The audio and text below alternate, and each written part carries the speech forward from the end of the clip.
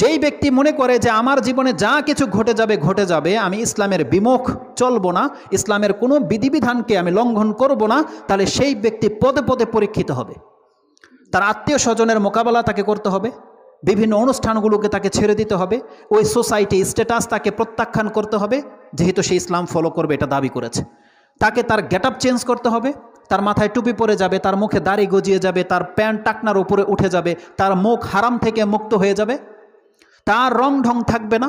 যেখানে সেখানে সে হাসি ঠাট্টা তামাশায় মিলতে পারবে না, তার ওয়াইফ তার ঘরে পর্দা থাকবে, পর্দাবিহীন তারা চলবে না, তার ঘরে মিউজিক বাজবে না। এগুলো প্রত্যেকটা জিনিস মেনটেন করে চলা একজন ব্যক্তি বুঝতে পারবে পরীক্ষা কী জিনিস। কিন্তু আমরা যারা মুসলিম ঘরে জন্ম, আমরা যারা মনে করি যে আমরা ইসলাম পালন করতেছি, কিন্তু ওই খাতনার দাওয়াতেও আপনি প্রেজেন্ট, বার্থডের দাওয়াতেও আপনি প্রেজেন্ট, ম্যারেজ ডের দাওয়াতেও আপনি প্রেজেন্ট,